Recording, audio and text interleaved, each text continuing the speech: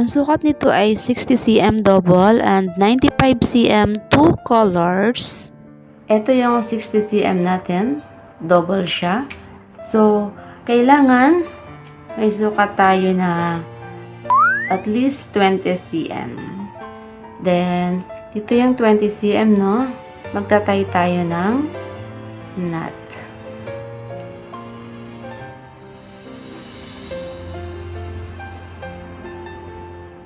Okay. Then, i-clip naman natin siya. I-clip na natin siya both side. Okay, start na tayo. Ito yung 95 cm natin. Two colors. So, ang gagawin muna natin ay pagdudugtungin natin yung dalawang dulo.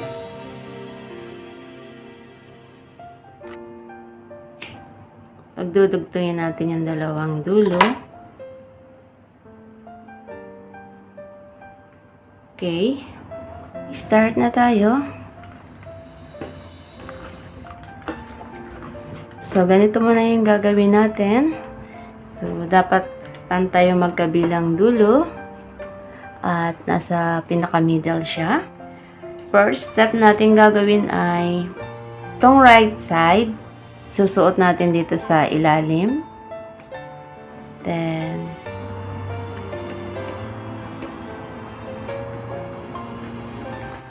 okay. So, second step natin gagawin ay ito uling right side. Suot natin dito sa pinaka-ilalim. Okay. And then, dito natin sa ibabaw. Kukuhanin. Then, atin siyang ihigitin. Next, ito namang left side, green color. Ganito yung gagawin natin. Suot natin dito sa ilalim. Then, atin siyang ihigitin. Okay. Then, sunod na step. Suot natin dito sa ilalim. Then, dito natin siya kukuhanin. Ihigitin natin siya dito. Then, hihigitin natin. Ipipix natin siya dito ng ayos sa pinaka-ibabaw. Right side. Ganito yung gagawin natin. Yung dulo ng right side. Suot natin dito sa ilalim. Then, atin siyang hihigitin. Then, right side ulit. Suot natin dito sa ilalim. Then, dito natin siya kukuhanin.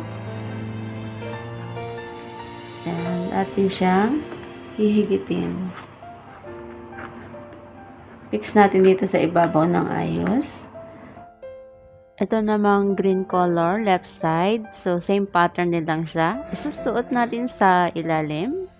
Then, atin siyang hihigitin. Pipix natin siya ng ayos. Okay. Para maganda yung ating bracelet, no? And then, susuot naman natin sa ilalim ulit. Pabalik naman siya, no? Kung nakikita ninyo. And then, sa ibabaw naman siya kukuhanin. Hihigitin natin siya dito sa pinakadulo. Ipipix din natin siya ng ayos. One more para mas madali nyong makuha. Nababagalan ko. So, dito muna sa right side. Suot natin dito. Okay. So, pag ganito na siya, ito yung dulo. Dito natin sa ibabaw ilalagay.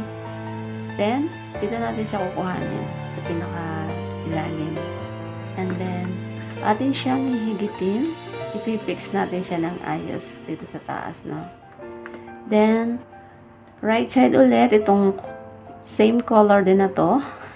Dito naman natin siya isusuot pabalik, no? Sa ilalim din. And then, pag ganito na siyang forma, suot natin sa ibabaw. And then, doon ulit sa ilalim kukuhanin. Okay. Then, ito namang left side ulit. Suot natin dito sa ilalim. Then, atin siyang ihigitin. Ipipix natin siya ng ayos. Okay. Then, dito ulit sa left side, green color ulit. Dito naman tayo mag-uumpisa. Isuot natin sa ilalim. Then, dito natin isusuot. Dito natin siya kukunin. Okay. Dito natin siya hihigitin.